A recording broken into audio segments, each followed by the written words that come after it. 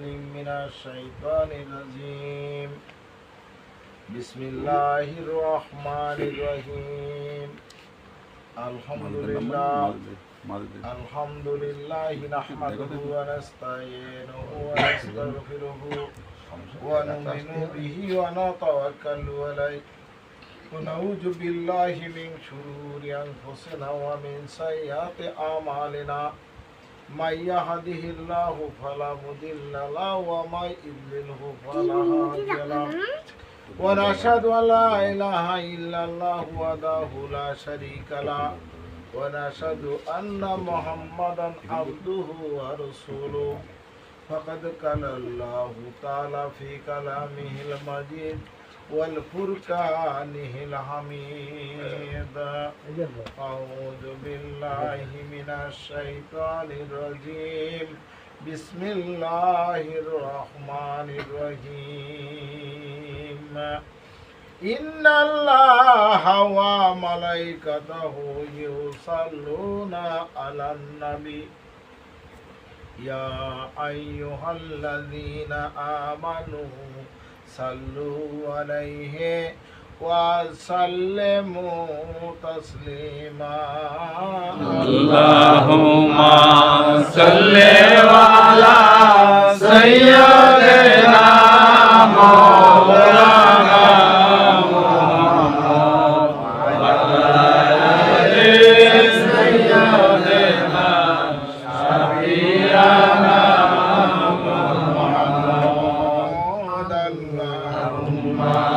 صل على سيدنا مولانا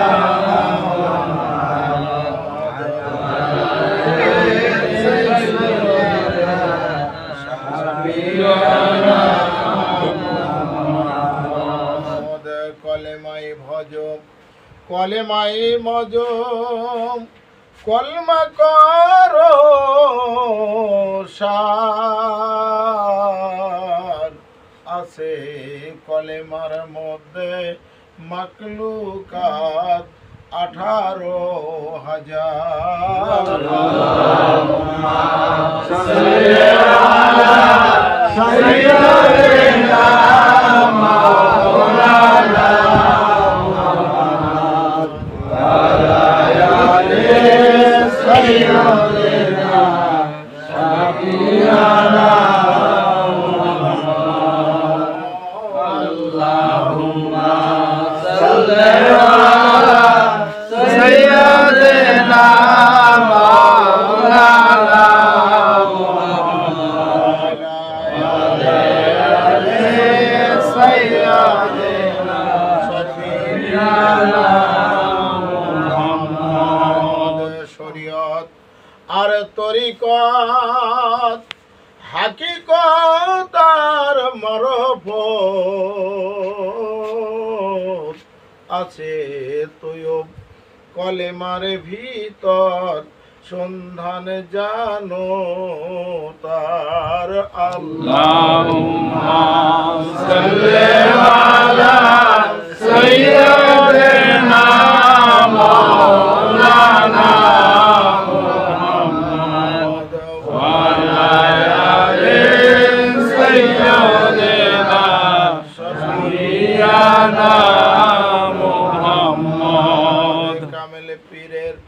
কাছে গেলে কলেমার ভাগ দিবেন খুলে কে কোথায় আছে কি হালে আছে পাবেন তাহার সমাচার আল্লাহুম্মা সাল্লি আলা সাইয়্যিদিনা মাওলানা মুহাম্মদ ওয়া আলা আলি সাইয়্যিদিনা শাফিয়ানা মুহাম্মদ লা ইলাহা ইল্লাল্লাহ লা ইলাহা ইল্লাল্লাহ লা ইলাহা ইল্লাল্লাহ লা ইলাহা ইল্লাল্লাহ লা ইলাহা ইল্লাল্লাহ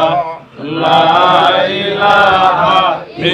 illallah, la ilaha illallah, la ilaha illallah, la ilaha illallah, Muhammadur Rasulullah.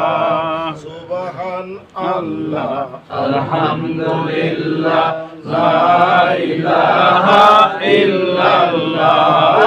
Subhanallah, alhamdulillah, la ilaha illallah. Subhanallah, alhamdulillah, la ilaha illallah. Subhanallah, alhamdulillah, la ilaha illallah.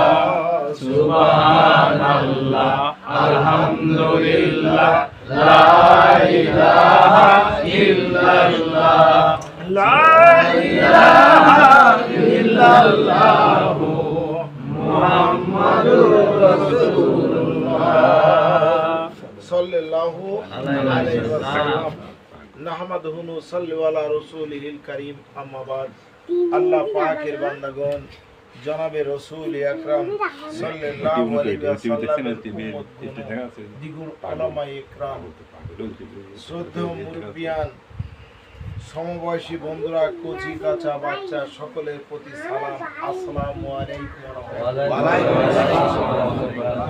মহান রব্বুল আলামিনের দরবারে লাখ কোটি শুকর, লাখ কোটি সুজুদ, যে মহান রব্বুল আলামিন দয়া করে মায়া করে আমাদেরকে এই রিয়াজুল জান্নাত বেহেশতের বাগানের মধ্যে বসার তৌফিকতা করেছেন, সেজন্য শুকরিয়া আদায় করি। সবাই বলি আলহামদুলিল্লাহ।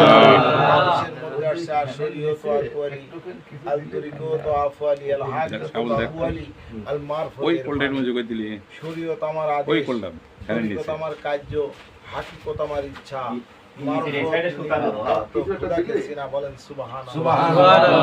এতক্ষণ ধরে আমরা কিছু আলোচনা শুনেছি। মূল কথা হচ্ছে যে আল্লাহ রাব্বুল আলামিন শুধু শোনার কাজ না, আমাদের যেন আমলে সলে করার তৌফিকতা করে। সবাই বলি আমিন। কারণ দেখেন, যারা তরিকার মানুষ আসছে, তরিকাটা আসছে, এই তরিকাটা ধারাবাহিকতাভাবে চলে আসছে হুজুর আকরাম সাল্লাল্লাহু আলাইহি ওয়াসাল্লাম থেকে এ পর্যন্ত। যদি বলেন, খেয়াল করে বলেন যে আমার নবী আল্লাহকে চিনার কথাবার্তা বলেন, আল্লাহকে চিনে পাবেন কই? আল্লাহকে আল্লাহ বলছে আমি ধরা ছোঁয়ার বাইরে। আমাকে যদি তুমি পাইতে চাও, আমাকে যদি ভালোবাসতে চাও, আমাকে যদি তুমি দেখতে চাও, তাহলে আমি আল্লাহ রাব্বুল আলামিন পাক কালামের মধ্যে বলছি, দেখো শোনো, বিসমিল্লাহির রহমানির রহিম, ইন কুনতুম তুহিব্বুনাল্লাহা ফাত্তাবিউনি ইউহিব্বুকুমুল্লাহ ফাগফিরু লাকুম যুনুবাকুম আল্লাহু গাফুরুর রহিম। বলেন সুবহানাল্লাহ। আল্লাহ রাব্বুল আলামিন বলেন যে আমাকে যদি তুমি দেখতে চাও, আমাকে যদি পেতে চাও, আমাকে যদি ভালোবাসতে চাও, তাহলে আমার হাবিবকে ভালোবাসো। কেমন ভালোবাসবা? বলা হয়েছে তোমার জানের চাইতে বেশি তাকে মহব্বত করো। বলেন সুবহানাল্লাহ। আল্লাহর নবীকে তো আমরা দেখি নাই। আল্লাহর নবীকে যখন দেখি নাই, তাহলে আমরা কাকে দেখলে, কাকে ভালোবাসলে আমরা আল্লাহকে ভালোবাসতে পারবো, নবীকে ভালোবাসতে পারবো? এখানে বলা আসছে যে সুন্নাত আঁকড়িয়ে ধরার কথা। আমরা যদি নবীর সুন্নাত আঁকড়িয়ে ধরি, যেমন ভাইজান বলেছে যে মিলাদ, মিলাদের অর্থ হচ্ছে জন্ম, আর সিরাত মানে তার কর্ম কার্য। তাতে আমার জন্ম হলো মিলাদ হয়ে যাবে, মিলাদ বলা হবে। তাহলে আমরা এখানে লক্ষ্য করি আমার নবীকে ভালোবাসতে হবে। কেমন ভালোবাসতে হবে? যে ভালোবাসার কথাবার্তা যদি একবার চিন্তা করা হয়, তাহলে বোঝা যাবে এইরকম ভালোবাসতে হবে। যে নবীকে যারা ভালোবেসেছিলেন, তার মধ্যে আমরা আবু বকর সিদ্দিকের কথা বারবারই বলেছি। আবু বকর সিদ্দিক যেমন ভালোবেসেছিলেন, এমন ভালো হয়তো আর কেউ বাসতে পারে নাই। আবার খেয়াল করতে গেলে দেখা গেছে যে ওর চাইতেও ভালোবেসেছে আলী করিমুল্লাহ ওজু, যে মাওলা আলী বলা হয়, সেও নবীকে অত্যন্ত ভালোবেসেছে, জান প্রাণ দিয়ে ভালোবেসেছে। তারপরেও আমরা যদি ভালোবাসার কথা বলি, সাহাবার মধ্যে ওমর রাদিয়াল্লাহু তাআলা আনহুর কথা বলা হয়, যে নবী পাক সাল্লাল্লাহু আলাইহি ওয়াসাল্লামের শিরচ্ছেদ করতে গেলেন, যাওয়ার পরে নিজে তরবারিটা তার সামনে রেখে স্যালেন্ডার করলেন।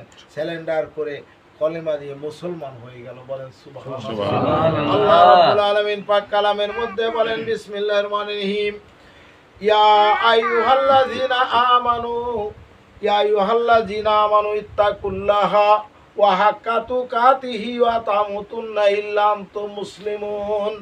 আল্লাহ রাব্বুল আলামিন বলে যে ভয় করো, ইত্তাকুল্লাহ, হে ঈমানদারগণ ভয় করো, ভয় করার মতো কখনো মরিও না, কখনো মরিও না, মুসলমান না হয়ে এই অন্ধকার কবরে আসিও না। তো মুসলমানের অর্থ হলো আত্মসমর্পণ করা, স্যালেন্ডার করা। তাহলে স্যালেন্ডার যদি হইতে হয় তাহলে আমাকে সর্বপ্রথম রয়েছে অজু। যেমন বলা হচ্ছে আল অজু মিত্তাহু সলাত আর সলাতু মিত্তাহু জান্নাত। অজু না হইলে নামাজ হবে না, নামাজ না হইলে জান্নাত হবে না। মুসলমান হওয়ার আগের শর্ত কিন্তু অজু।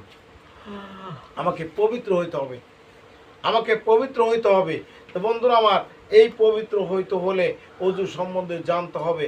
আমাদের এখানে যেমন উদিবাড়ি শাহ ছবি মনসুর আলী আল চিস্তি নিজামি, আমাদের মুরব্বী গুরু, দাদা গুরু যান, উনি বলেছেন বাবা অজু শিখতে 12 বছর লাগে, অজু শিখতে 12 বছর লাগে। তার মানে হলো এই, অজু এমন একটা বস্তু, এমন একটা বিষয়, অজুর বিষয়, যার অজু হয়ে গেছে সেই ব্যক্তি কখনো মিথ্যা বলতে পারে না।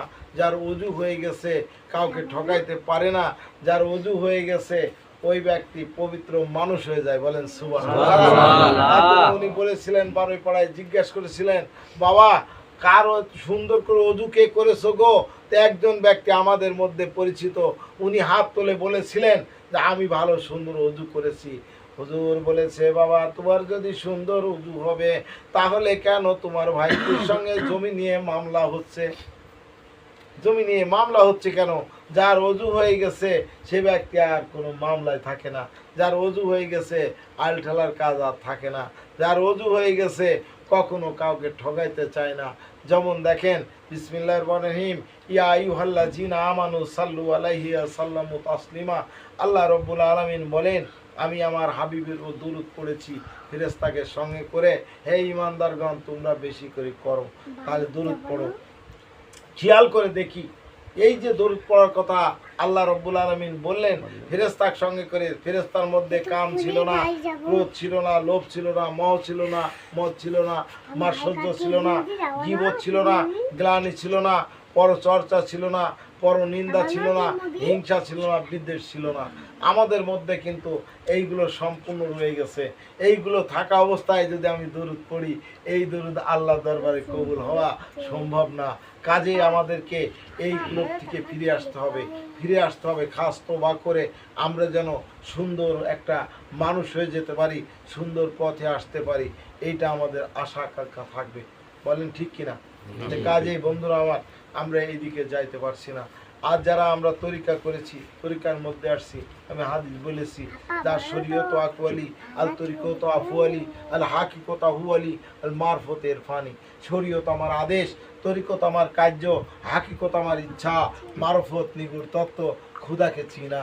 তাহলে আমরা আমার আল্লাহকে যদি চিনতে হয়, আল্লাহকে ভালোবাসতে হয়, তাহলে আমাদেরকে এলমে মারফতের মধ্যে আসতে হবে। ঠিক কিনা? এলমে মারফতের মধ্যে যতক্ষণ না আসছি ততক্ষণ আমরা তাকে চিনতে পারছি না, তাকে জানতে পারছি না। এখানে অনেক বিষয় রয়েছে, যে বিষয়গুলো নিয়ে আমরা যদি চিন্তা করি, হুজুর আকরাম সাল্লাল্লাহু আলাইহি সাল্লাম নিয়ে বেশিরভাগ কথা বলা হয়েছে। কেন? আমার আল্লাহ বলছেন মধ্যে আসছে, ব্যক্তির নাম ছিল আব্দুল্লাহ ওবাইদ ইবনে সুলুল। এই ইবনে সুলুল এই ব্যক্তি কিন্তু তার ছেলে ছিল আব্দুল্লাহ, আল্লাহর নবীর একজন সাহাবা। যখন নবীর কাছে কলেমা গ্রহণ করে সাহাবা হয়েছিল, সাহাবা হওয়ার পরে সে এমন একটা ভালো মানুষ হয়েছে বলে শেষ নয়। কারণ হঠাৎ করে ওনার বাবা ইন্তেকাল করলো।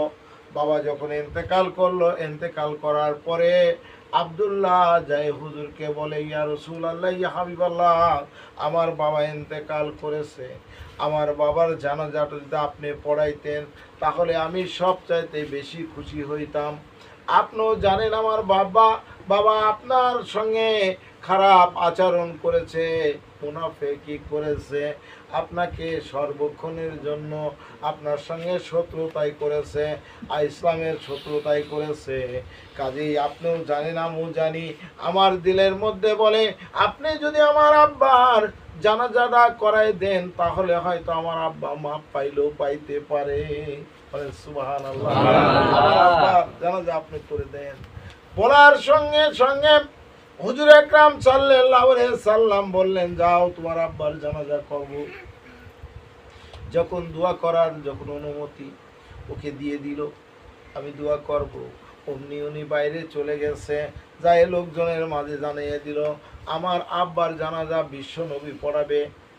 জাহামত্তর এই কথা বলেছে। উনার কিন্তু 1000 ছাত্র ছিল, মুনাফেকের সর্দার ছিল 1000 মুনাফেক। তারা বলল কি, আজনম ধরে আমার উস্তাদ যে হুজুরের মোহাম্মদের আব্দুল্লাহর বেটা মোহাম্মদের শত্রুতাই করলো, ইসলামের শত্রুতাই করলো, তার জানাজা করবে, আমরা সবাই জানাজা দেখতে যাব। আমরা কি করবো? জানাজা দেখতে যাব। তো জানাজা তো মানুষ করতে যায়, জানাজা কি দেখতে যায় নাকি বলেন? তাহলে জানাজা ওনারা দেখতে যাবে। এই কথা বলার পরে সবাই মানুষজন চিন্তা কানাঘুষা করতে লাগলো, চলো আমরা জানাজা দেখতে যাই। সাহাবারা চিন্তায় পড়ে গেল, হায়রে, যে ব্যক্তি সামনাসামনি হুজুরের বিরোধিতা করেছে, ইসলামের বিরোধিতা করেছে, সেই ব্যক্তির জানাজা কেন আমাদের নবী পড়াবে? এইরকম একটা চিন্তা। কে মানা করবে, কে বাধা দেবে? বাধা দেওয়ার লোক তো পাওয়া যায় না। কিছু সাহাবারা চিন্তা করলো, ওমর ছাড়া কোনো কথা বলার লোক নাই। মতো অবস্থায় ওমরকে পেয়ে গেল। ওমরকে বলল, দেখছেন তো এই অবস্থা। ওমর তখন হুজুর আকরাম সাল্লাল্লাহু আলাইহি সাল্লামকে ইশারা ইঙ্গিতে বলল যে সে তো আজনম আপনার সঙ্গে মুনাফিকি করেছে। বলছে, দেখো, চিন্তা করো না, তার কারণ আল্লাহ রাব্বুল আলামিন বলেন, আমি যদি একবার নয় 10 বার নয় 70 বারও দোয়া করি, আমার দোয়া কখনো আল্লাহর দরবারে কবুল হবে না। এই কথা বলেছে। তারপরেও আল্লাহ তো কোনো ঘোষণা করে নাই জানাজা করা যাবে না। আল্লাহ তো জানাজা করা যাবে না এই কথা বলে নাই, দোয়া করা যাবে না এমন কথা বলে নাই। তাহলে দোয়া করা হলো। দোয়ায় দাঁড়িয়ে গেলেন যখন হুজুর আকরাম সাল্লাল্লাহু আলাইহি সাল্লাম, দাঁড়ানোর পরে মুখের থুতু মুবারক ওই সুলুলের মুখের মধ্যে দিয়ে দিলেন। যখন মুখের মধ্যে দিলেন, দেওয়ার পরে সাহাবারা চিন্তা করলো, হাই রে, কেমন কথা। ছেলে আব্দুল্লাহ জিজ্ঞাসা করে, ইয়া রাসূলুল্লাহ, হাবিবাল্লাহ, আপনি কেন আমার আব্বার মুখে আপনার থুতু মুবারক দিলেন? বলছে, এই থুতু মুবারকের ওসিলায় আল্লাহ মাফ করলেও করতে পারে। বলেন সুবহানাল্লাহ। মাফ করতে পারে। এই কথা যখন বললেন, তারপরে দেখছে ওনার গায়ে কাফনের শর্ট পড়েছে। কাফনের শর্ট পড়ার পরে হুজুরের জুব্বা মুবারক খুলে ওই আব্দুল্লাহর বাবার গায়ে পরায় দিলেন, ওই মুনাফিকের গায়ে পরায় দিলেন। তখন জিজ্ঞাসা করলো, কেন জুব্বা মুবারক দিলেন? বলছে, দেখো, আমার চাচা যখন শাহাদত বরণ করে, আমার চাচার গায়ে জুব্বা শর্ট পড়েছিল, তোমার বাবার গায়ের জুব্বা দিয়ে আমার চাচার কাফন বানিয়ে দিয়েছিল। বলেন সুবহানাল্লাহ। আমি ঋণ শোধ করে গেলাম। তাহলে এখান থেকে আমরা একটা শিক্ষা লাভ করেছি। কি শিক্ষা লাভ? যে দুনিয়ার মধ্যে যদি কোনো মানুষ কারো কাছে অন্যায় করে, কোনো মানুষ যদি দুনিয়ার মধ্যে ঋণী হয়ে যায়, এই দুনিয়ার মধ্যে থেকে শোধ করতে হবে। কেন আল্লাহ রাব্বুল আলামিন ইবাদত 2 প্রকার করে দিয়েছে। যেমন বলছে, বিসমিল্লাহির রহমানির রহিম, ওয়া মা খালাকতুল জিন্না ওয়াল ইনসা ইল্লা লিয়াবুদুন, আমি জিন ও ইনসানকে ইবাদতের জন্য তৈরি করেছি। আর এই ইবাদতের জন্য তৈরি করেছি, ইবাদত 2 প্রকার করে দিয়েছি। একটা হলো হকুল্লাহ, আর একটা হকুল ইবাদ। হকুল্লাহ হলো আল্লাহর হক, আর হকুল ইবাদ হচ্ছে বান্দার হক। কোনো মানুষ যদি বান্দার হকে থেকে বঞ্চিত করে, কাল কিয়ামতের ময়দানে আল্লাহ রাব্বুল আলামিন তাকে ক্ষমা করবে না। কেন? বলবে, তুমি যার অন্যায় করেছো, যার হক নষ্ট করেছো, তার কাছ থেকে ক্ষমা নেওয়া লাগবে। কিন্তু কাল কিয়ামতের মাঠে তো ক্ষমা নেওয়ার সুযোগ নাই, ওখান তার লেনদেন হবে না এইভাবে। তখন বলবে, তোমার ন্যাক আমল তাকে দেওয়া লাগবে। আর তা না হইলে উনার ছগিরা কবিরা গুনাহ তোমার নেওয়া লাগবে। এই দুটো একটা ওখানে প্লাস মাইনাস এইভাবে একটা ভাগাভাগি হইতে হবে। তো কাজেই বন্ধুরা আমার, আমরা এই দুনিয়ার মধ্যে থেকে যা কিছু করি না কেন, দ্বিধা দ্বন্দ্ব যা কিছু সম্পূর্ণ এই দুনিয়ার থেকে আমাদের মিটাই যেতে হবে। ঠিক আছে না? আল্লাহ যেন আমাদেরকে কবুলিয়াত করে। সবাই বলি আমিন। এবার কি করলাম? জানাজা হয়ে গেল। জানাজা হওয়ার পরে হুজুর আকরাম সাল্লাল্লাহু আলাইহি সাল্লাম জানাজা করতে শুরু করলেন। মুনাফিকরা দেখতে ছিল, যখন দেখতে ছিল সাহাবারা কান্নাকাটি করেছে, চোখের পানি ফেলে কাঁদে আর বলে, হায় রে, আমরা তাদের সাহাবা হয়ে তার জুব্বা মুবারক পাইলাম না। আর মুনাফিকরা বলেন, আজনম ধরে যে ব্যক্তি শত্রুতাই করলো, সে ব্যক্তি তার ছেলের কথা অনুযায়ী যখন জানাজা দোয়া করলো, না জানি আমার এই নবী কত ভালো, অমনি যায় তো বা পড়ে মুসলমান হয়ে গেলেন। লা ইলাহা ইল্লাল্লাহু মুহাম্মাদুর রাসূলুল্লাহ। বন্ধুরা আমার, যখন দোয়া কলেমা পড়ে মুসলমান হয়ে গেল, আল্লাহ রাব্বুল আলামিন ঘোষণা করে বললেন, বিসমিল্লাহির রহমানির রহিম, ওয়ামা আরসালনাকা ইল্লা রাহমাতাল লিল আলামিন। বলেন সুবহানাল্লাহ। আল্লাহ রাব্বুল আলামিন যেখানে রব্বুল আলামিন, সেখানে আমার নবী রহমাতুল লিল আলামিন। তাহলে দেখেন, আমার নবীকে নিয়েও আমরা কত মানুষ কটাক্ষ করি কিনা? করি। এইগুলো করা যাবে না। যে নবীকে সৃষ্টি না করলে কুল কায়নাতের কিছু সৃষ্টি করা হইতো না, যে নবীকে সৃষ্টি না করলে আমরাই হইতাম না, আমরা আসতাম না, সেই নবীকে আমরা বলি আমাদের মতো মানুষ। এটা ভুল। যদি বলেন কেন, একটু খেয়াল করে দেখেন যে বাবা আদম আলাইহিস সালাম গন্ধমের কারণে, যখন গন্ধম খাওয়ার কারণে বাবা আদমকে স্মরণদ্বীপে মা হাওয়াকে জিদ্দায় ফেলে দিয়েছিল। একদিন নয়, 2 দিন নয়, 300 কয়েক বছর কেঁদেছে। তারপরে আমার নবীর উপরে কলেমা পড়ে উনি বাবা আদম মা হাওয়াকে পেয়েছে। বলেন সুবহানাল্লাহ। আমার নবী, সমস্ত নবীর নবী আমার নবী। আমরা কিন্তু এই কথাগুলো কখনো স্বীকার করতে চাই না। শুধু তাই নয়, এইভাবে আসছে কিতাবের মধ্যে যে হুজুর আকরাম সাল্লাল্লাহু আলাইহি সাল্লামের ব্যাপারটা এত দূর করেছে যে বাবা আদম আলাইহিস সালাম ও মা হাওয়ার যখন বিবাহ বন্ধন হয় জান্নাতের মধ্যে, তখন কিন্তু মহারণা ছিল। তো মহারণা কি দেবে? মহারণা শোধ করবে কি করে? তখন আল্লাহ রাব্বুল আলামিন বলল, তুমি দরুদ পড়ো, 10 বার দরুদ পড়ো। তখন দরুদ পড়বে কি? তো দরুদ কার উপর পড়বো? কে আছে তার উপর দরুদ পড়বো। তখন উনি বলল, আল্লাহ বলেছে তোমার 2 বৃদ্ধ আঙ্গুলের উপর লক্ষ্য করো। লক্ষ্য করার পরে দেখেছে যে লা ইলাহা ইল্লাল্লাহু মুহাম্মাদুর রাসূলুল্লাহ সাল্লাল্লাহু আলাইহি ওয়াসাল্লাম, রাসূলের নাম নিলে সাল্লাল্লাহু আলাইহি ওয়াসাল্লাম বলা লেগেছে। উনি দরুদ পড়ে দিয়েছে, সঙ্গে সঙ্গে তার মহরণা শোধ হয়ে গেছে। বলেন সুবহানাল্লাহ। আমার নবী এমন একজন নবী, এত দরের নবী, এত উচ্চ মানের নবী, যার কারণে যার উপরে দরুদ পড়ে মা হাওয়ার মহরণা শোধ হয়। শুধু তাই নয়, আমার নবী যখন বাবা আদম আলাইহিস সালাম 350 বছর কাঁদার পরে এত কান্না কেঁদেছে, যার কারণে আল্লাহ রাব্বুল আলামিন বড় খুশি হয়ে জিবরাইলকে বলল, যাও আদমকে বলো উনি যেন কাবা তওয়াফ করতে যায়, কাবা তওয়াফ করতে যায়।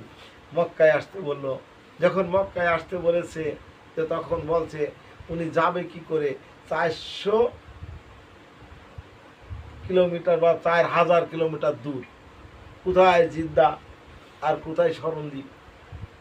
স্মরণদ্বীপ পড়েছে শ্রীলঙ্কায়, এখান থেকে কয়েক হাজার মাইল পর।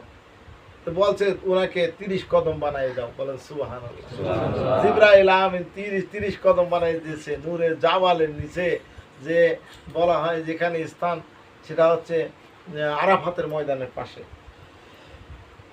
আরাফাতের ময়দানের পাশে নূরে জাবাল, যে জাবাল নূরে ওই পাহাড়ে মা হাওয়া বাবা আদম একত্রিত হয়ে মিলন হয়েছে। কি কায়দায় মিলন হয়েছে? ছবি ও সময় আরশে আজিমের দিকে লক্ষ্য করে দেখছে, যে নাম দ্বারা মা হাওয়া ও বাবা আদমের বিবাহর সময় বন্ধন আর কি দেল মহরণা শোধ হয়েছিল, ওই নাম পেয়েছে। বলছে, হে আল্লাহ, যে নামটা তোমার নামের পাশে, তোমার নাম 12 অক্ষর দ্বারা, 12 হরফ দ্বারা, তার নামও 12 হরফ দ্বারা, নিশ্চয় খুব মনোপুত নাম, তোমার ভালোবাসা নাম, ওই নামের ওসিলায় আমার জীবনের গুনাহ মাফ করে দাও। যে এই কথা বলে পড়ে ফেলছে লা ইলাহা ইল্লাল্লাহু মুহাম্মাদুর রাসূলুল্লাহ, সঙ্গে সঙ্গে মা হাওয়াকে পেয়েছে। বলেন সুবহানাল্লাহ। এই মা হাওয়াকে পাওয়ার পরে আবার এক জায়গায় হইতে যাচ্ছে। আল্লাহ ডাক দিয়ে বলে, তুমি একটু সিয়াম সাধনা করো, ইয়ামিনে রজে বিজে রোজা, ইয়া আইয়ুহাল্লাযীনা আমানু কুতিবা আলাইকুম সিয়াম কামা কুতিবা আলাল্লাযীনা মিন কাবলিকুম লাআল্লাকুম তাত্তাকুন। সিয়াম সাধনা করো। বাবা আদম আলাইহিস সালাতু ওয়াস সালাম মা হাওয়াকে পাওয়ার পরও 3 দিন রোজা রেখেছে। বলেন সুবহানাল্লাহ। এখনো আছে এটা ধারাবাহিকতা। যদি কেউ ভুল করার সঙ্গে সঙ্গে তাকে রোজা করতে হবে, তাকে ওখানে রোজা থাকতে হবে। কেন? রোজা আমার দম দিতে হবে। দম দিয়া বলে দম দিতে হবে। শুধু দম দিলেই হবে না, তাকে আবার একটা কুরবানি দিতে হবে, পশু কুরবানি দিতে হবে। দুম্বা হোক, ছাগল হোক, হ্যাঁ, মেষ হোক, তাকে কুরবানি দেওয়া লাগবে। এই 2.5 দিন দম দিয়া। তাহলে বাবা আদম আলাইহিস সালাতু ওয়াস সালাম দিয়েছিলেন মাকে হাওয়ার পরে ভুল করতে যায়। তাহলে আমরা এরকম ভুল করলে কি কি কাজে দেওয়া লাগে? যেমন বলছে, কেউ যদি পশম একটা ছেড়ে, মাথার চুল টান দিয়ে ছেড়ে, তাহলে তাকে দম দেওয়া লাগবে। মাথায় টুপি দেয়, দম দেওয়া লাগবে। এহেরাম বাঁধার পরে। তাহলে চিন্তা করে দেখেন আমরা কত ভাবনা চিন্তা আমাদের ব্যাপার আছে না? আছে। কাজেই বন্ধুরা আমার, হুজুর আকরাম সাল্লাল্লাহু আলাইহি সাল্লাম তার উপরে দরুদ পড়ে মানে আমাদের যেতে হবে এক। যদি না হলো আমার নামাজ ঝুলন্ত অবস্থায় থাকবে। আমার নামাজ যদি আরশে আজিমে পৌঁছাইতে হয়, আল্লাহর কাছে যেতে হয়, তাহলে আমাদের দরুদ থাকতে হবে, দরুদ পড়তে হবে। যেমন বাবা আদম আলাইহিস সালাতু ওয়াস সালাম কলেমা পড়ে, তাহলে বলা হচ্ছে আমার নবী সমস্ত নবীর নবী আমার নবী। বলেন সুবহানাল্লাহ। কাজে আমরা সেই নবীর উম্মত নাকি? সেই নবীর উম্মত আমরা। আমাদের দরজা অনেক বেশি। কত বড় বেশি বলা হয়েছে, এত বড় কথা বলা হয়েছে যে অন্যান্য পয়গম্বররা বলেছে, ও আল্লাহ, আমি যদি পয়গম্বর না হয়ে, আমরা যদি তোমার পয়গম্বর না হয়ে আখির জামানার নবীর উম্মত হতে পারতাম, তাহলে আমাদের দরজা বেশি হতো। বলেন সুবহানাল্লাহ। তাহলে আমরা সেই নবীর উম্মত নাকি কর? তাহলে সেই নবীর উম্মত হয়ে কেন আমরা জাহান্নামের দিকে যাব? আল্লাহ আমাদেরকে জান্নাত দেবে না? অবশ্যই জান্নাত দেবে। তাহলে জান্নাতের কাজ হলো আমরা যেন নবীর যে সিরাত অনুযায়ী চলাফেরা করি। আল্লাহ যেন তৌফিকতা করে। সবাই বলি আমিন। আল্লাহুম্মা সাল্লি আলা মুহাম্মাদ ওয়া আলা আলি সাইয়্যিদিনা মুহাম্মাদ ওয়া আলা আলি সাইয়্যিদিনা আল্লাহর বান্দা নবীর উম্মত জাগরে চেয়ে দেখো সমন তোমার শিওরে। আল্লাহুম্মা সাল্লি আলা মুহাম্মাদ ওয়া আলা আলি সাইয়্যিদিনা মুহাম্মাদ ওয়া আলা আলি সাইয়্যিদিনা মুহাম্মাদ। নবীর সুন্নত শিরে ধরে চলো রে, সারো সারো বেদাত চলো সারো রে। আল্লাহুম্মা সাল্লি আলা মুহাম্মাদ ওয়া আলা আলি সাইয়্যিদিনা মুহাম্মাদ। আজ মৌলিকাল দুই দিহানে শোনো রে, অনন্ত কাল জ্বলন্ত সে অনলে। আল্লাহুম্মা সাল্লি আলা মুহাম্মাদ ওয়া আলা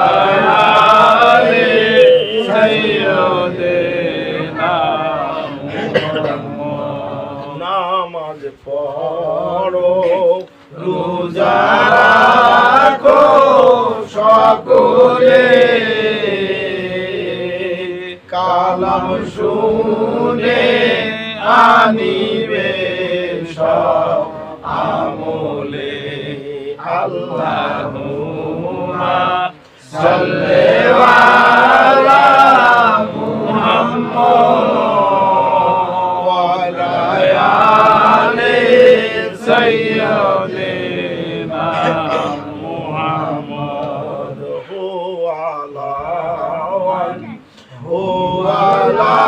আলি মুহাম্মদ ওয়াল জাহির ওয়াল বাতিন মুহাম্মদ আল্লাহুম্মা সাল্লি আলা মুহাম্মদ ওয়া আলা আলি সাইয়্যিদিনা মুহাম্মদ আহমদুন সাল্লি আলা রাসূলিল কারীম আম্মা বাদ। দেখেন, আমরা যারা তরিকার মধ্যে আসছি একটু তরিকা নিয়ে একটু আলোচনা হওয়া দরকার। যেহেতু আল্লাহ রব্বুল আলামিন আমাদেরকে যুগে যুগে নবী পাঠিয়ে দিয়েছেন এবং কোরআনের মধ্যে আল্লাহ ঘোষণা করে বলেছেন বিসমিল্লাহির রহমানির রহিম ইয়া আইয়ুহাল্লাযীনা আমানু ইয়াকুনু মা সাদিকিন, তুমি একজন সাদিকিন লোকের সঙ্গ ধরো, সাদিকিন লোকের সঙ্গ তালাশ করো। তাহলে আমরা যদি সাদিকিন লোক তালাশ করি বা তার সঙ্গ ধরি তাহলে কি হব? আমরা সাদিকিন হয়ে যাব। বলেন সুবহানাল্লাহ। সাদিকিন লোক চিনবো কি করে? কিভাবে চেনা যাবে নাকি? এটা চেনারও বিষয় আছে। যদি চেনার বিষয়টা এরকম, সে ব্যক্তি অত্যন্ত জ্ঞানী হবে। এই জ্ঞানী লোকের সহবাতেও যেতে হবে। জ্ঞানী লোকের সহবাতে গেলে নিজে জ্ঞানী হওয়া যাবে।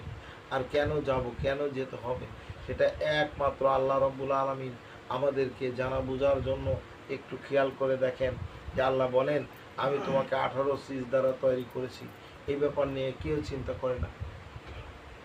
18 সিজ দ্বারা তৈরি করেছি। তোমাকে তোমার মা 4 সিজ দিয়েছে, তোমার বাবা তোমাকে 4 সিজ দিয়েছে। আমি আল্লাহ রব্বুল আলামিন একাই 10 সিজ দিয়েছি। বলেন সুবহানাল্লাহ। পাক কালামের মধ্যে বলেন বিসমিল্লাহির রহমানির রহিম ফাইনামা তুয়াল্লু ফাসাম্মা ওয়াজুল্লাহ, 10 দিকের যেদিকে তাকাও না কেন সেদিকে আমি আল্লাহর মুখ আছে। বলেন সুবহানাল্লাহ। তাহলে আমার আল্লাহকে যদি পাইতে হয়, আল্লাহকে যদি দেখতে হয়, আল্লাহকে যদি জানতে হয়, তাহলে আমাকে জানা বোঝা করতে হবে, আমাকে চিনা জানা করতে হবে। যে আল্লাহ রাব্বুল আলামিন ঘোষণা করে বললেন বিসমিল্লাহির রহমানির রহিম নাহানু আকরাবু ইলাইহি মিন হাবলিল ওয়ারিদ, আমি বান্দার গর্দানের স্মারক হইতে নিকটে আছি। বলেন সুবহানাল্লাহ। আল্লাহ যদি আমার গর্দানের স্মারক হইতে নিকট আছে, শুধু একটা নয় দুইটা নয় কয়েকটা জায়গায় বা কালামের মধ্যে আল্লাহ বলছেন যে আমি আল্লাহ রাব্বুল আলামিন তোমার কাছে আছি। কুলুবিল মুমিনিনা রাসূলুল্লাহ তাআলা, মুমিনের কলবে আছি। তাহলে আমাকে মুমিন হইতে হবে। শর্ত রয়েছে মুমিন হওয়া। তাহলে মুমিন যদি হইতে পারি তাহলে আমার কলবে আল্লাহর বাস হবে। বলেন সুবহানাল্লাহ। আল্লাহ রাব্বুল আলামিন শুধু তাই বলে নাই, আল্লাহ রাব্বুল আলামিন কয় বিসমিল্লাহির রহমানির রহিম আল্লাহুল মাওলা ফালাহুল কুল। আমি যখন বান্দা যখন আমার হয়ে যায়, আমি আল্লাহ বান্দার হয়ে যাই। বলেন সুবহানাল্লাহ। ওয়া হুয়া মায়াকুম আইনামা কুনতুম, আল্লাহ বলছে তুমি যেখানে থাকো আমিও সেখানে থাকি। বলেন সুবহানাল্লাহ। তাহলে আমরা আল্লাহর আগে হইতে হবে, আল্লাহর হয়ে গেলে আল্লাহ আমার হয়ে যাবে। যেমন সানি খুতবার মধ্যে বলা আছে যে ফাসকুরুনি আশকুরকুম ওয়াশকুরুলি ওয়ালা তাকফুরুন। কারণ আল্লাহ বলছে বান্দা তুমি আমাকে স্মরণ করলে আমিও তোমাকে স্মরণ করি। বলেন সুবহানাল্লাহ। তাহলে আল্লাহ রাব্বুল আলামিন 10 দিকে আছে। তাহলে এই 10 দিকের মধ্যে যদি আমরা চিন্তা করে দেখি তওবা রয়েছে 10 দিকের ভিতরে। যখন একটা মানুষ তওবা করে আস্তাগফিরুল্লাহ রব্বি মিন কুল্লি জামবি ওয়া আতুবু ইলাইহি লা হাওলা ওয়ালা কুওয়াতা ইল্লা বিল্লাহিল আলিয়্যিল আযীম, আমি জেনে না জেনে, জ্ঞানে অজ্ঞানে, শিরকি বেদাতি কুফরি ফাসিকি সগীরা কবিরা 10 কিসমের গুনাহ হে আল্লাহ মাফ করে দাও। ওই ব্যক্তি 10 কিসমের গুনাহ মাফ পাইলে একটা পবিত্র মানুষ হয়ে যায়। বলেন সুবহানাল্লাহ। কেন? দিক হলো 10টা, পূর্ব পশ্চিম উত্তর, দক্ষিণ, ঈশান, অগ্নি, প্রহরী, বায়ু, ঊর্ধ্ব, অধ, তাহলে 10 দিক। একটা মানুষ যদি 10 দিকের গুনাহ মাপ পেয়ে যায়, ওই মানুষটা একটা পবিত্র মানুষ হয়ে যায়। বলেন সুবহানাল্লাহ। তাহলে আমরা এই 10 দিকের গুনাহ মাপ করার জন্য আমাদের জন্য আল্লাহ কি দিয়েছে? তওবা দিয়েছে, নাকি কোন? তাহলে আমরা তওবা করে আমরা 10 দিকের গুনাহ মাপ করে নেব, নিয়ে আমি একজন পবিত্র মানুষ হয়ে যাব। কি রাজি আছি না? ইনশাআল্লাহ আমরা রাজি আছি সেই মানুষ হওয়ার জন্য। এইবার আসেন, 18 চিজ দ্বারা আল্লাহ রব্বুল আলামিন তৈরি করলেন। শুধু তাই করে নাই, 18 চিজ দ্বারা তৈরি করে দিয়ে আল্লাহ রব্বুল আলামিন আমাদের মধ্যে নিজেকে ফুৎকার করে দিয়েছে, আমাদের মধ্যে নিজেকে ফুৎকার করেছে। আদম আলাইহিসসালামের ওই ঘটনা জানলেই জানা যাবে। আল্লাহ রব্বুল আলামিন আদমকে সৃষ্টি করলো, আদমকে সৃষ্টি করার পরে রুহুকে ফুৎকার করলো, রুহু বের হয়ে আসলো, আবার মুহাম্মদী নূর স্থাপিত করলো। আল্লাহ বলছে বিসমিল্লাহির রহমানির রহিম, নাফাখতু ফীহি মির রূহ। আল্লাহ যখন রুহু ফুৎকার করে দেয়, আনন্দে রুহু বাস করেছিল। এখন খেয়াল করে দেখি, ওই রুহুটা নিয়ে যদি চিন্তা করেন, আল্লাহ যে দম ফুৎকার করলো, ওই দম যদি আহাদের দম আল্লাহ আদমের মধ্যে দেয়, তাহলে আমাদের মধ্যে তো ওই দমই চলাফেরা করে, নাকি করে কিনা? তার জন্যই বলেছে আদম আর খোদা দুজন আছেন কে কোথায়। আদমকে না চিনলে খোদার তত্ত্ব দূরে রয়। 23 পারা কোরআন বিছে 4 রুকু 7 সূরা আছে। নাফাখতু ফীহি বলেছে খোদার কোরবানি। কলবে রুহু ফুকিল, কলব চৈতন্য হলো। আদম কি অচেতন ছিল, খোদা রুহু ফুকলেন বসে কোথায়? কলবে রুহে ফুকে দিয়ে খোদা লুকাইলেন কোথায় গিয়ে? রুহু যখন যায় বাড়িয়ে, খোদা তখন কোথায় রয়? আসে যায় হাওয়া দেখি, বন্ধ হলে সকল ফাঁকি, কে বন্ধ করে কোথায় থাকি? হযরত মনসুর আরজ এই জানায় আদম আর খোদা দুজন আছেন কে কোথায়। আদমকে না চিনলে খোদার তত্ত্ব দূরে রয়। তাহলে আদমকে চিনার দরকার আছে। কেন? যেহেতু আদম আদিতেই আদম, নাকি কোন? আহাদের দম বহন করেছে। বলেন সুবহানাল্লাহ। এখন যদি আমাদের মধ্যে সেই দম বহন করে, সেই ব্যক্তি সেই আদম যে আহাদের দম বহন করেছে। আর আহাদের দম মানে বহন করতে গেলে আমাকে তালিমের মধ্যে আসছে হুঁশদার দমে, হুঁশদার দমে। তাহলে হুঁশদার দমে যদি আসা যায়, তাহলে বোঝা যাবে যে সে কেমন করে আছে, কি করে আছে, তাই না? তাহলে আমরা কই সে দম সম্বন্ধে কি বুঝেছি? বুঝতে পারি নাই। যাকে যেখানে রয়েছে দায়িমুস সালাতের কথা আল্লাহ রাব্বুল আলামিন পাক কালামে এখানে বলেছে বিসমিল্লাহির রহমানির রহিম, ইয়া আইয়ুহাল্লাযিনা আমানুযকুরুল্লাহ যিকরান কাসীরা সাব্বিহু বুকরাতা ওয়া আসীলা। আল্লাহ ডাক দিয়ে বলে, বান্দারে তুমি বেশি বেশি করে জিকির করো। জিকির দিলেন 4 প্রকার করে। জিকিরে লিসানে তুমি মুখ দ্বারা জিকির করো, জিকিরে আইনে দিলেন চোখ দ্বারা জিকির করো, জিকিরে আনফাস দিলেন দম দ্বারা জিকির করো, জিকিরে কলবি দিলেন মন দ্বারা জিকির করো। সুবহানাল্লাহ। তাহলে আমরা 4 প্রকার জিকির করব। তাহলে 4 প্রকার যদি জিকির করতে হয়, জিকিরে লিসানি, জিকিরে আইনি, জিকিরে আনফাস, জিকিরে কলবি। এই যে জিকিরটা আনফাসের কথা বলছে, এটা দমের জিকির। তাহলে আমরা বেশি বেশি করে এই জিকিরগুলো করব। আল্লাহ যেন তৌফিকতা করে, সবাই বলি আমিন। কাজেই বন্ধুরা আমার, আমরা যারা তরিকার মধ্যে আসি, আমরা যেন নিজেকে চিনতে পারি। এই হাদিসটা নিয়ে অনেক কথা হয়েছে যে মান আরাফা নফসুহু ফাকাদ আরাফা রব্বুহু, হাদিস আনতাবুদুল্লাহর মধ্যে এটা বলেছে। কিন্তু এটা নিয়ে আলেম ওলামায় অনেক মতৈক্য জানিয়েছে, অনেক মতৈক্য জানিয়েছে। তা আমরা ওখানে যাব না। আমরা আমাকে চিনতে চাই, আমাকে জানতে চাই। কেন? আল্লাহ রব্বুল আলামিন আমাকে যেহেতু বাস করে, অনেকগুলো কোরআন থেকে বলে দিয়েছে, নাকি? তাহলে আমাতে বাস করে, তা আমি কেন সেই রূপ হচ্ছি না?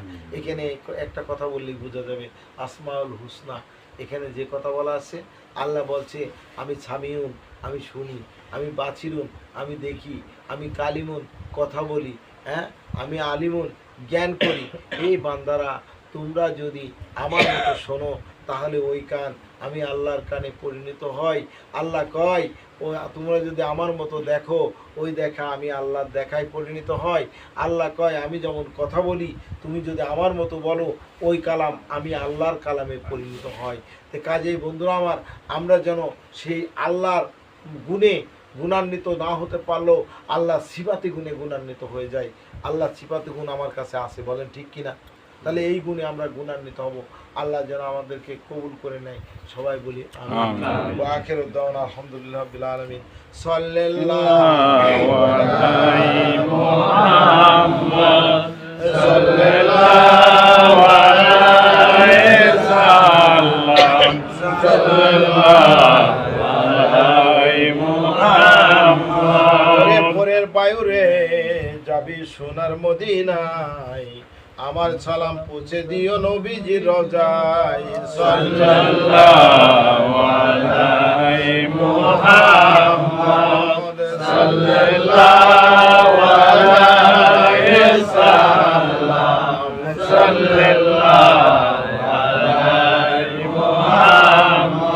নবী গেলেন তায়েফে, পাথর মারলো কাফেরে, রক্তে রঞ্জিত হলো তায়েফ ময়দান। সাল্লাল্লাহু আলাইহি মুহাম্মদ সাল্লাল্লাহু আলাইহি সাল্লাম সাল্লাল্লাহু আলাইহি মুহাম্মদ। নবী দয়াময় মোদের লাগিয়া, ফুলচুরাতে পানা দিও উম্মত বলিয়া। সাল্লাল্লাহু আলাইহি মুহাম্মদ সাল্লাল্লাহু আলাইহি সাল্লাম সাল্লাল্লাহু আলাইহি মুহাম্মদ। রবিউল আউয়াল সোমবার শবে ও সাদিকের সময় তাশরিফ আনিলেন, তাহার জন্য তাজিম হাই। উঠো মুমিন ও জরুর হাই, ইয়া নবী সালামু আলাইকা, ইয়া রাসূল সালামু আলাইকা, ইয়া হাবিব সালামু আলাইকা, সালামুল্লাহ আলাইকা। তো মরুনি ভালে দ্বাদশ রবিউল আওয়ালে, এসো গো মিলি সকলে, সালাম নব হেলালে। ইয়া নবী সালামু আলাইকা, ইয়া রাসূল সালামু আলাইকা, ইয়া হাবিব সালামু আলাইকা, সালামুল্লাহ আলাইকা। জিবরাইল ডাকে বারে বার, খুলে দাও আসমানের দুয়ার, এসেছেন নবীদের সরদার, করিতে মাওলার দিদার। ইয়া নবী সালামু আলাইকা, ইয়া রাসূল সালামু আলাইকা, ইয়া হাবিব সালামু আলাইকা, সালামুল্লাহ আলাইকা। নবীজির পিতা আব্দুল্লাহ, নবীজির মাতা আমেনা, নবীজির দুধ মা হালিমা, নবীজির রওজা মদিনা।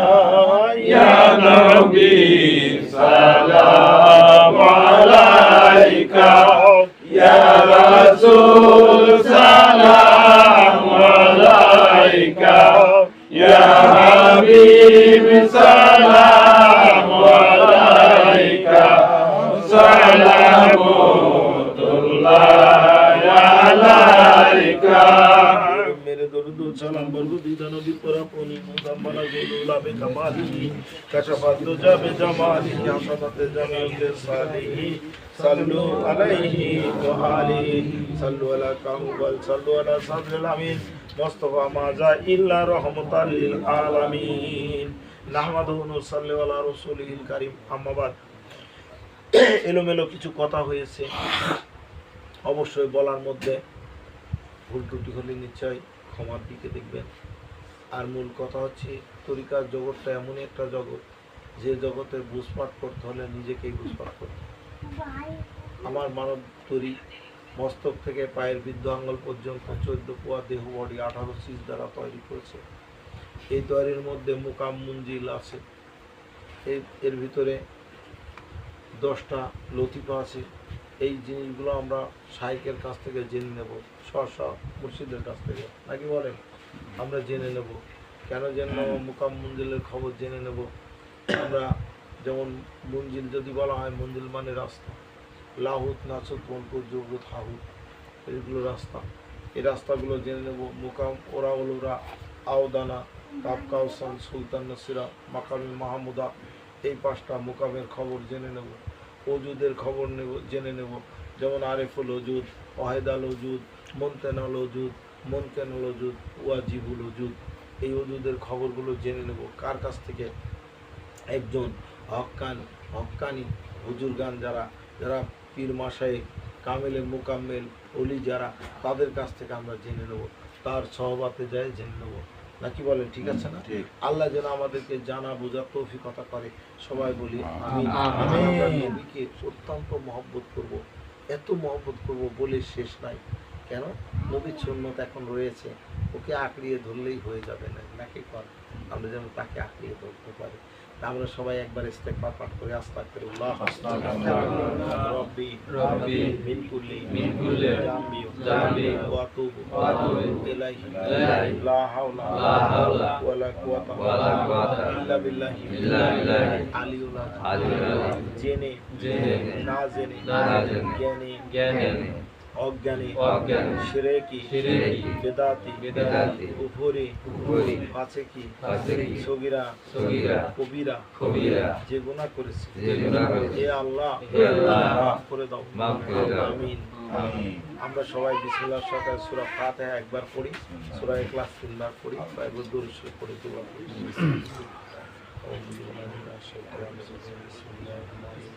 আলহামদুলিল্লাহি রাব্বিল আলামিন الرحمن الرحيم مالك يوم الدين إياك نعبد وإياك نستعين اهدنا الصراط المستقيم صراط الذين أنعمت عليهم غير المغضوب عليهم ولا الضالين. بسم الله الرحمن الرحيم قل هو الله أحد الله الصمد لم يلد ولم يولد ولم يكن له كفوا أحد. قل هو الله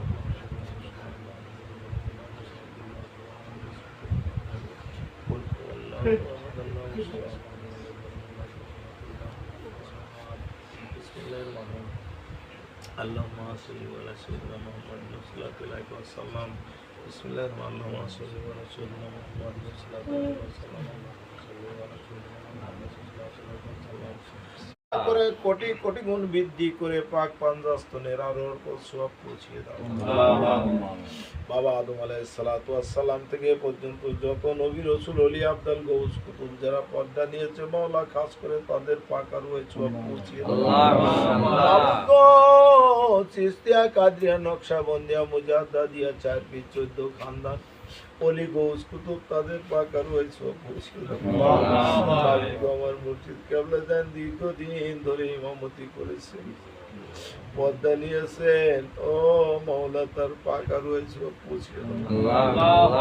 মাওলা আমরা যারা আমিন আমিন করি, অনেকের মা নাই, বাপ নাই, দাদা নাই, দাদি নাই, চিরতরের জন্য গহীন কবরে ঘর বেঁধেছে। মাওলা গো খাস করে তাদের কবরকে জান্নাতের টুকরা বানিয়ে দাও। মাওলা তাদের উপরে তোমার নেক রহমত নাজিল করে দাও। মাওলা আমরা যারা মুর্শিদ মানুষ হয়েছি, স্ব মুর্শিদকে তুমি কবুল ও মঞ্জুর করে নাও।